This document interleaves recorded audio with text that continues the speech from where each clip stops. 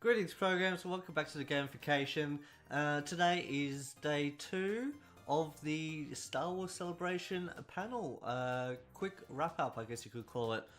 So this is just where I just talk about a few things that happened on the Star Wars Show live stream, where they go through a lot of the panels and stuff. I've got more notes here this time, so get ready for a bit more information than yesterday. Okay, first off, I wanted to mention Force for Change, which is like a charity group that works with Lucasfilm and Skywalker Center and all that stuff. They usually help with like fostering foster children, and also like helping third world communities and different helping to research different diseases and stuff like that. So it's a worthy cause.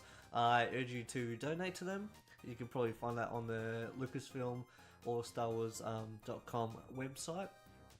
But I just wanted to mention they showed off on the live stream that they have their own like kid community group where they teach them how to build robots that they actually make and work together with mentors and stuff like that, and build like their own group, like community or something, and actually use these robots to like compete in competitions and stuff like that, kind of like battle bots and stuff like that. I just wanted to give that a shout out. I thought that was really cool. But the main panel that happened today, or one of them at least, was Galaxy's Edge, where we heard a lot more information about what's going on. So just put on my glasses so I can read. My crappy $2 ones that are like falling apart. Ugh. Okay, so Galaxy's Edge opens on May 31st at not Disney World, Disneyland in Anaheim. And Josh Gad was hosting the panel, which was really cool. He was very humorous, as he usually is. And he was, I believe he was there last year as well. No, not last year, the year before, 2017. He did the episode 8 panel. So, yeah, apparently there's different food and drink that they've actually developed for the Star Wars universe kind of thing, where it's not just chicken and chips and stuff like that. It's actually like, what was it, like some kind of jerky, but like that specific alien jerky kind of thing, and some other stuff like their Coca-Cola was actually a sponsor, but you saw they had like the bottles of Coke and Sprite and all that were actually like little grenades, and you just take off the top and stuff. But they actually changed the text to Aurebesh as well, so I thought that was really handy. If you didn't know, Aurebesh is like the Star Wars universal text kind of thing, like basic or English, I guess you could say, but the text version, but it looks very different from English.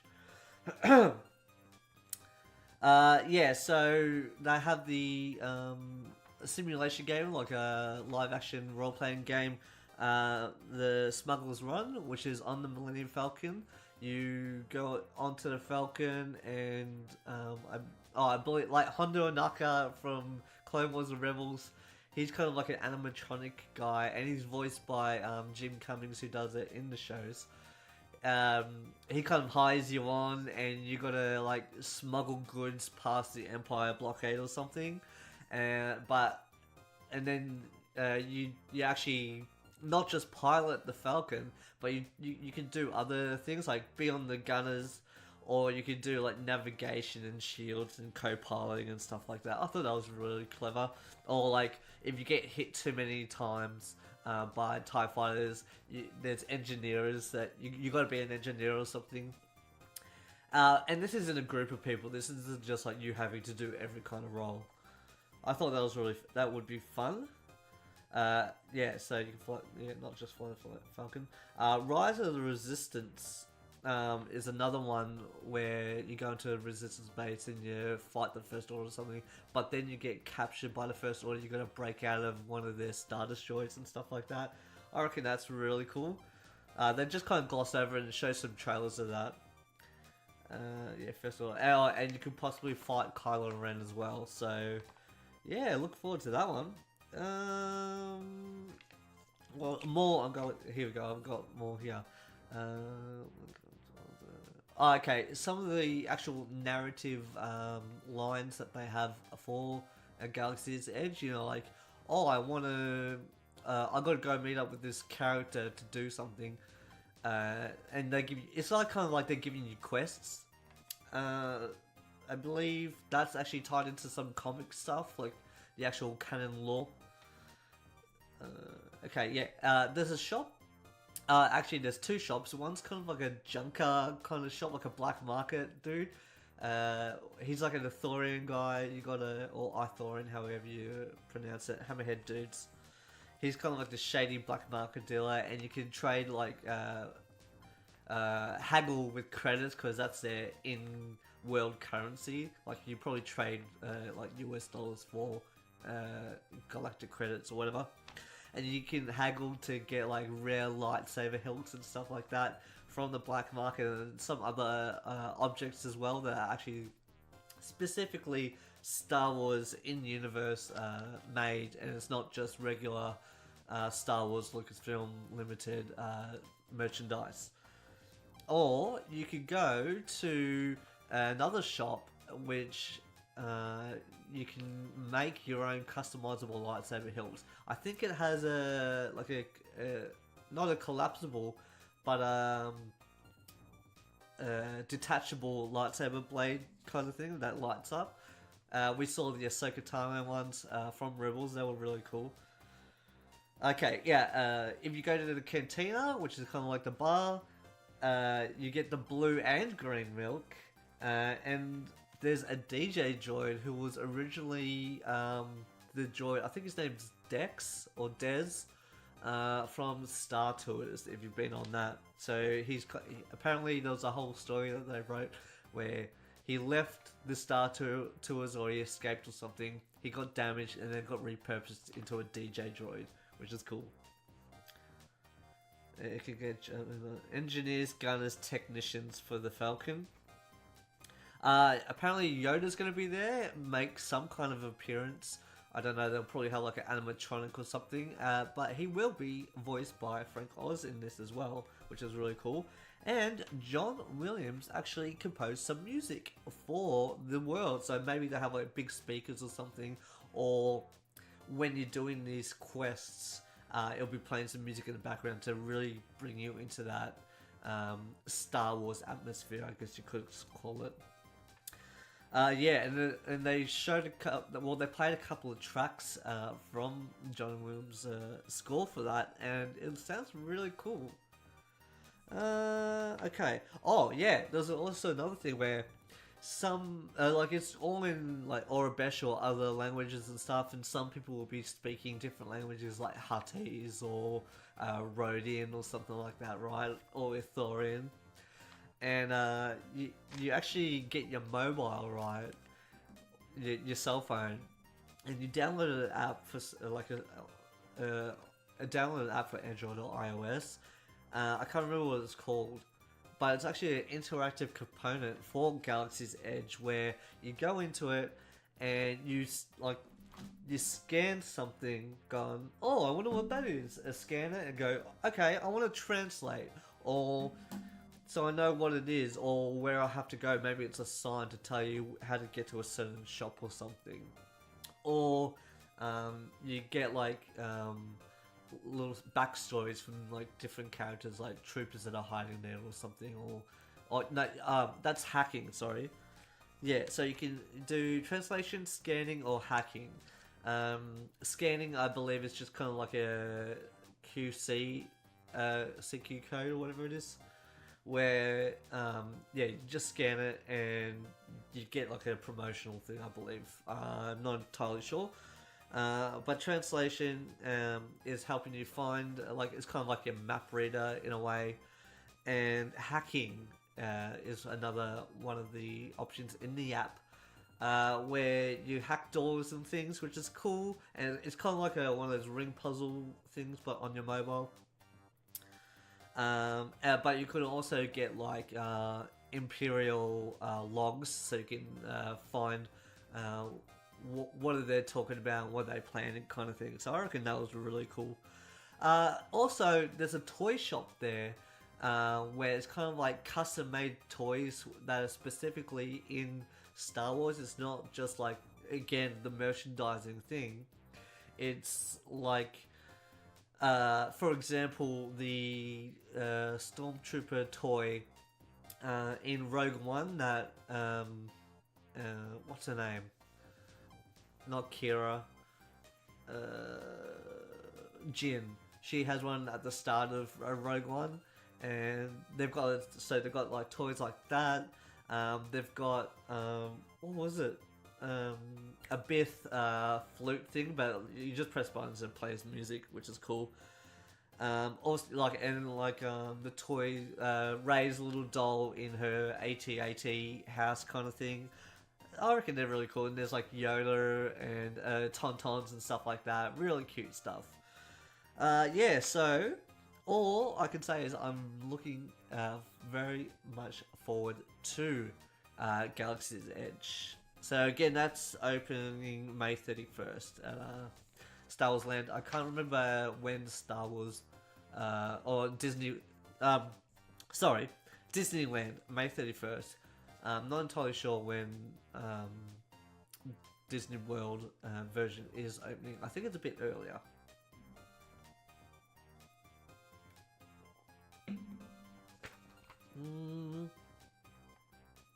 Oh, okay.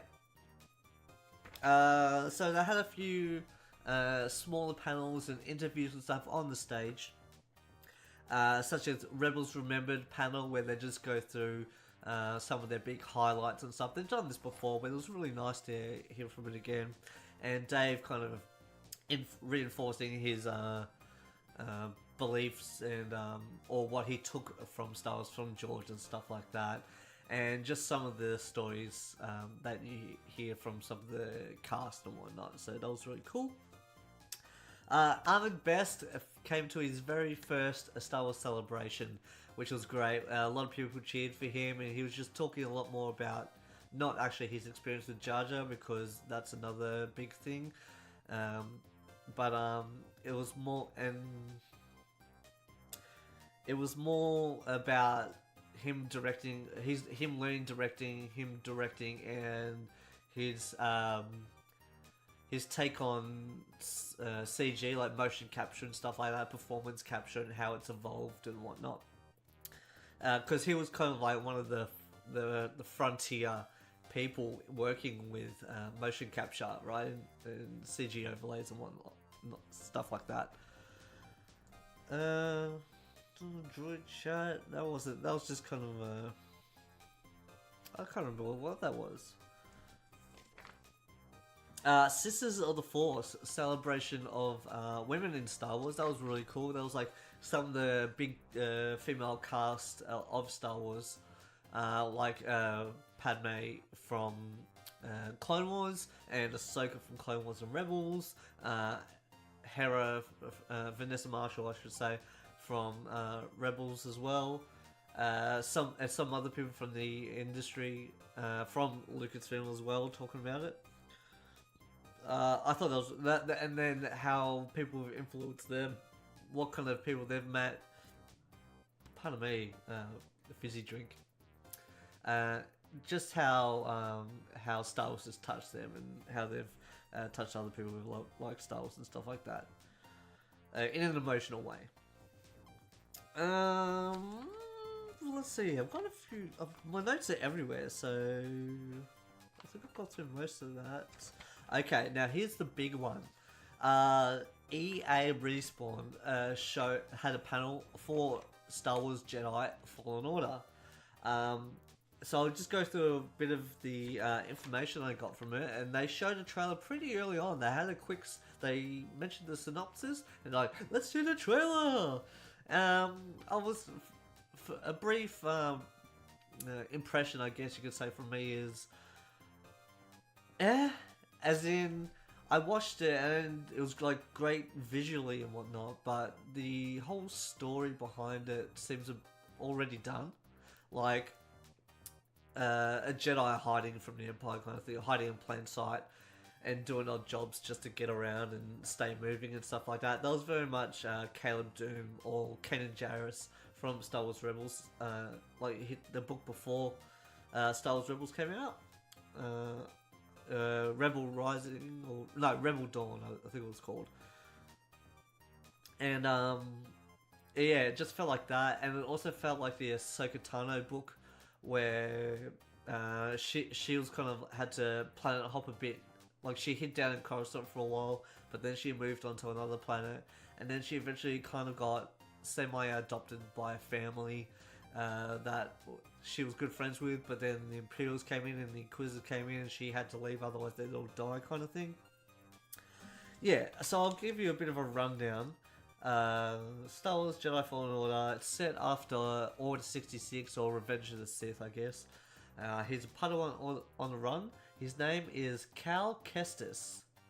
And he, the actual performance actor, I guess you could say, I can't remember his name, but he's the Joker from the TV show Gotham. Okay, so the gameplay is going to be action, like melee kind of stuff. From what I've heard, it feels like kind of Force Unleashed and God of War together, I guess you could say. The combat's accessible in that way where it's like, it's not too hard, but it's also really fun as well, you know? Like, it's got that real good balance, supposedly, you know? Don't take my word for it, just take all this with a grain of salt, because they're not very forthcoming with information, even though they had a panel. It was just like, oh, we'll just have to wait for more soon, and the trailer was a cinematic trailer. Yeah, action, melee, top combat, character Cal Kestis. So yeah, they didn't show any actual gameplay, but it has been confirmed that they will be reappearing at E3. So we might see gameplay or have like a gameplay demo on the show floor at E3. Oh, and the main enemy, I guess you could say, obviously the Empire, but it's actually an Inquisitor. And if you don't know what they are, they're kind of like Jedi hunters that serve Palpatine and Vader. Some of them were like ex-Jedi as well, where they disagreed with the Jedi Order and left, or they turned on their fellow Jedi during Order 66 or whatnot. But the second Inquisitor, she made a one-panel appearance in the Vader comic, the 2017 Vader comic. But I have a theory that it could be Barriss Offee from Clone Wars. She kind of turned to the dark side because she disagreed with the Jedi being in the war because it's corrupting them all, and she framed Ahsoka, who was meant to be a friend, for crimes and stuff like that. It was a whole thing in Clone Wars. It was like the last couple of episodes of season 5. So yeah, so if they brought that in, that'd be a really cool connection between like Clone Wars and stuff like that. That'd be cool. Yeah, so the character's a Padawan, but he's trained for a few years, but he's still got a long way to go. And apparently he meets up with like this other ex-Jedi Knight, not a master though, but she kind of becomes a mentor to him, and he has to learn to develop his abilities more, apparently. A bit more, yeah, so it's like an action survival, I guess you could say. Okay, he's got a droid buddy called BD1, like Buddy 1. Buddy Droid 1, I guess you could call it. Oh, what was this? I think the droid, I could be mistaken, but the droid was actually voiced by Ben Burtt. If you don't know who Ben Burtt is, he was like the original sound designer for Star Wars. Like, he pretty much built Skywalker's sound. So, that's amazing. Purge troopers are kind of like stormtrooper versions of Grievous's bodyguards, where they have like these big stun sticks and they're like all black and red and stuff. They're going very First Order-ish for it. Yeah, so they're kind of the anti-Jedi SWAT team, I guess you could say, where and they kind of work for the Inquisitors, where it's like if the Inquisitor's like, oh, this is getting too hot for me, let's bring in the backup, or it's like, alright, you guys go check out if these rumors are true, and if so, give me a yell. So that's pretty cool. It hasn't got any stealth, apparently. Like, I thought there was going to be some kind of stealth elements to it, where you have to hide in certain areas or disable, like, tech, I guess. But apparently, no stealth. That was from an IGN interview. And it's got a release date of November 15th this year. It's coming out on Xbox One, PS4, and PC. Yeah, and that's it for day 2. Let me know if you guys were interested in any of that stuff and wanted to hear more about it. Yeah, hit me up on any of the socials, or just leave a comment down below. Please remember to like and subscribe to the video, hit the notification bell so you know when new videos are coming up, and I'll see you all in the next video. End of line.